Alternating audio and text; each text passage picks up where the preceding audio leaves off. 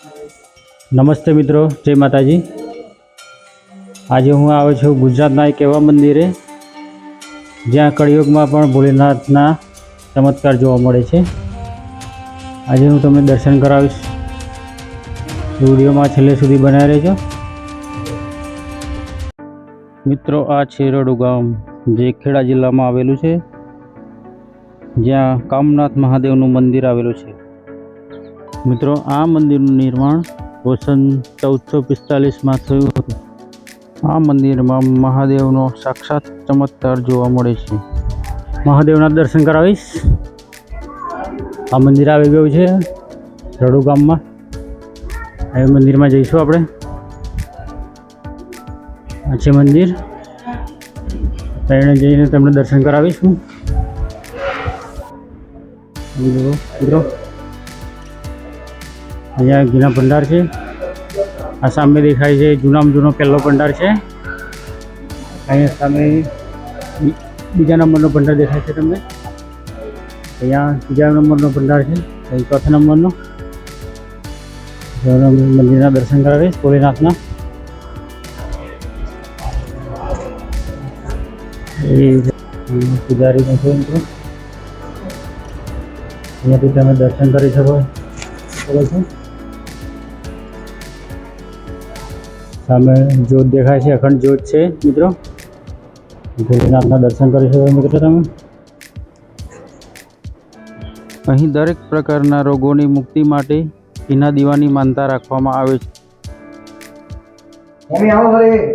આ બધા ઘડા ઘીના ભરેલા છે।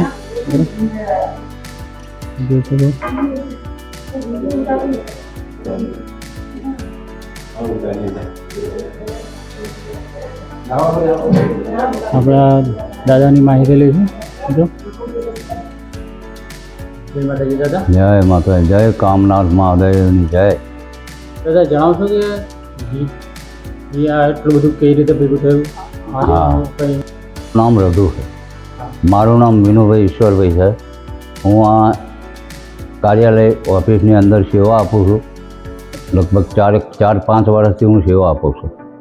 અને એની અંદર આ રડુ ગામ, આ કામનાથ મહાદેવ, રડુ ગામની અંદર કામનાથ મહાદેવ દક્ષિણના વિભાગમાં આવેલું છે।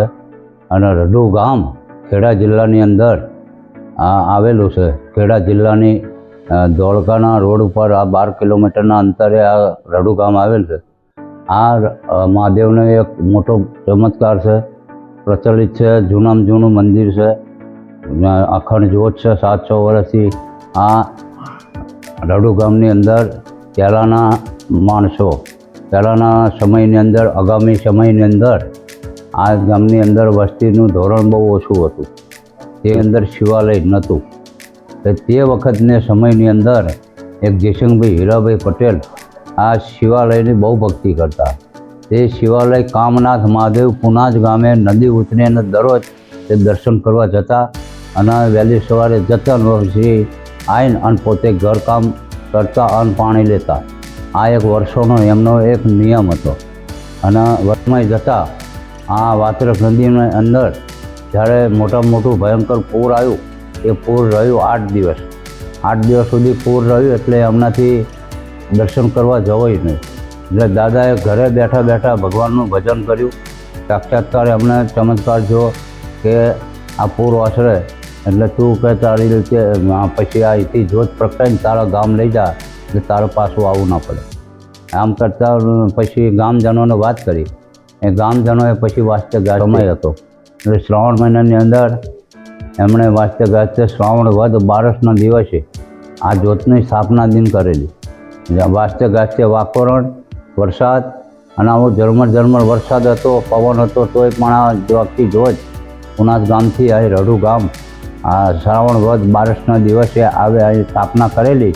તે ઘણી નાની ડેરીમાં એનું સ્થાપન કરી દીધેલું। પછી વર્ષો જતાં, સમય જતાં પછી 1445 સાલની અંદર આ મંદિરનું નિર્માણ થયેલું। આ નિર્માણ એટલે કે 3 પટેલો, ગામના 3 પટેલો મુખી જેવા હતા। એ 3 પટેલે 900 ચાંદીના સિક્કાનું ખર્ચ કરીને અને આ મંદિર બનાવેલું।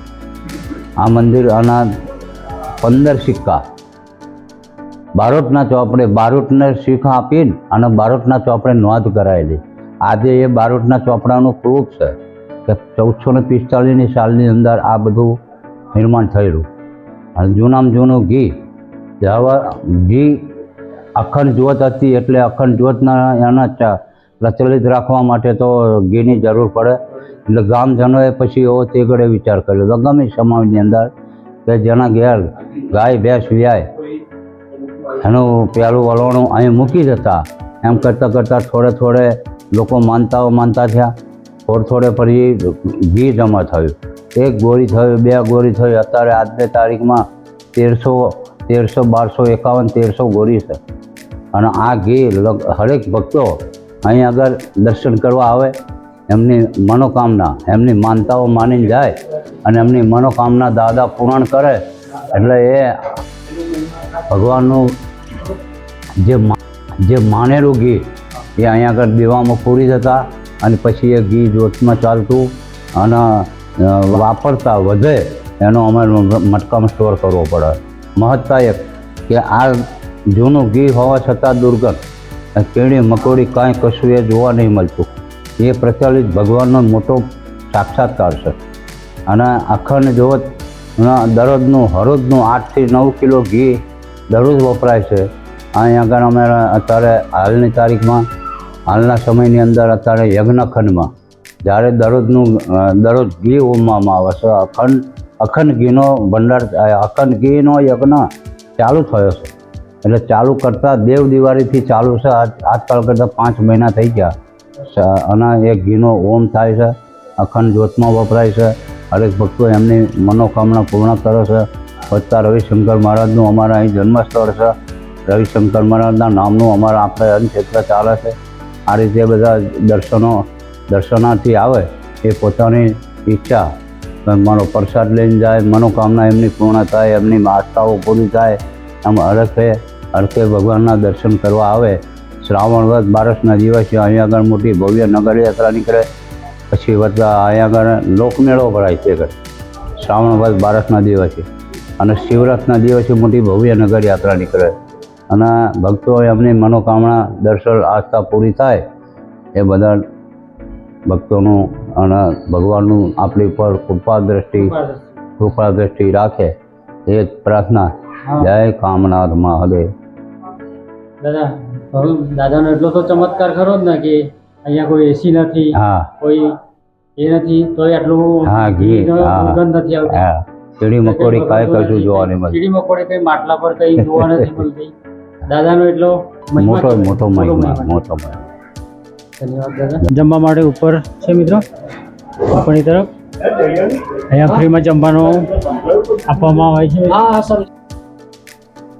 તો આ મંદિરમાં ભોજનની પણ વ્યવસ્થા રાખવામાં આવી છે. તમે બપોરના કે સાંજના સમયે વિના મૂલ્યે ભોજન લઈ શકો છો.